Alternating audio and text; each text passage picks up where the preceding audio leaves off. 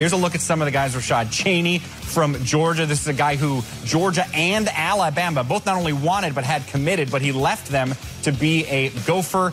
You got Tyler Nubin, a cornerback who is a three-star guy from Illinois, talented, played wideout and running back in high school. Jacob Clark is a tall 6'5" quarterback heading to the Gophers. And J.J. Gaudet from Illinois, a three-star offensive lineman. Another big dude, 6'7", 300 pounds.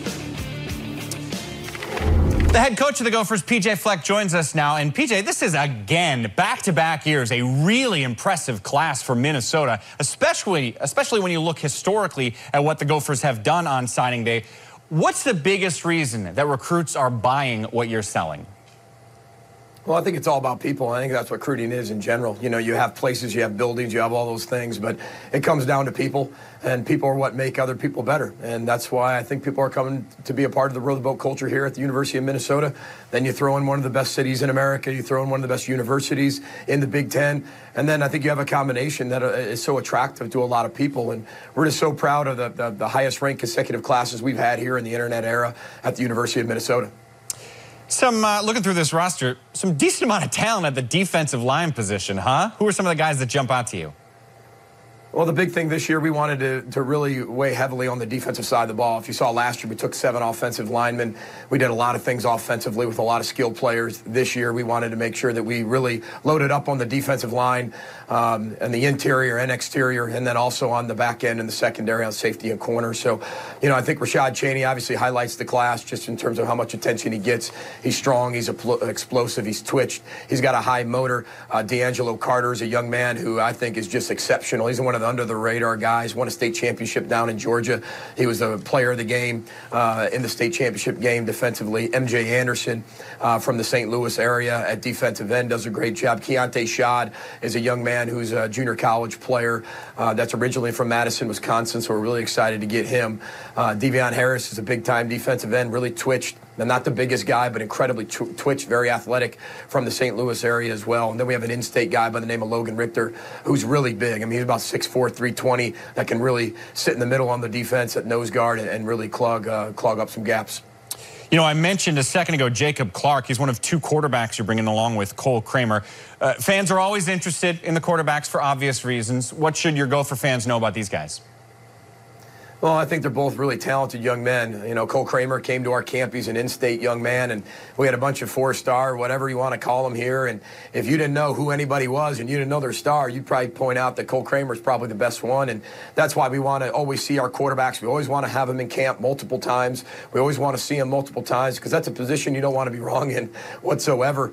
Jacob Clark's a really, really highly recruited kid out of the state of Texas. This young man, I mean, he threw for more than 7,000 yards in his career. He's a very humble young man, very big, about 6'5", 215, got a really good arm, and he's a winner. You know, I mean, this young man, I had over 430 yards against Allen High School in the, I think, the quarterfinals down there at Texas, and just a tremendous human being, wonderful leader, has all the intangibles, and that's why we brought them both here. Jason Williamson was an astonishingly good running back in high school. Can he play that position in college? Well, I think he can. You know, we're going to give him an opportunity to do that. This is Mr. Football in the state of Minnesota. It's a 2-time Gatorade Player of the Year. This young man, over 3,000 yards rushing just this year. You know, he was on the ESPN top 10 plays right after we beat Wisconsin. It was ironic that, you know, I mean, this young man has had over 80-some touchdowns. Hit over 40 touchdowns this year. He's well deserving of all the accolades he gets.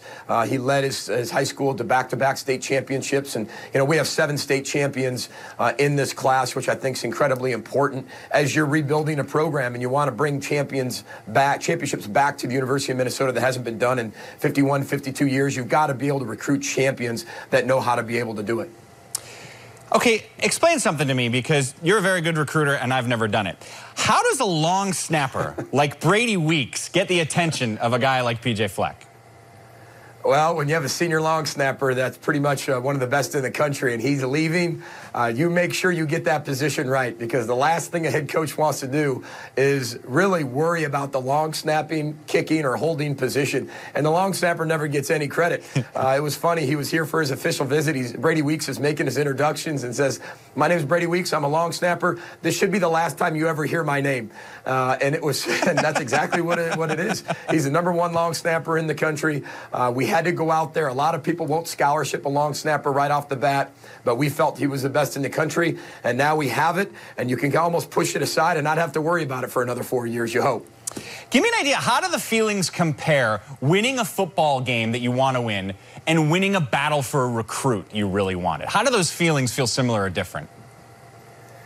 Well, I think, we're football coaches, right, for a living. We're not just recruiters, and that's what we do. We teach, we educate. You want to go out there and win 12 games, make it 13, hopefully make it 14 eventually. So, I think that's the ultimate when you win a game, because that's what you put all the preparation in for. But you've got to have little wins and little battles to be able to win that war at the end in terms of games. And you don't win games without a tremendous players and tremendous people. And when you win those recruiting battles that you have, and you're fighting all year to be able to do that, you win some late, you've won some early, you stick through. We had a lot of guys committed from the start all the way down to the finish. That makes you feel really good. Makes you feel really good as a staff. It shows the importance of the relationships your coaches are building on the recruiting trail, and not just getting the recruit. You're getting a person. You're getting a son, and people are trusting you to be able to build that young man into something that he's always dreamed of becoming. P.J. Fleck, back-to-back really impressive signing days. Thanks for your time. Congrats on the class. Appreciate it, guys. Row the boat, Sky Ma. Go Gophers. Thanks a lot.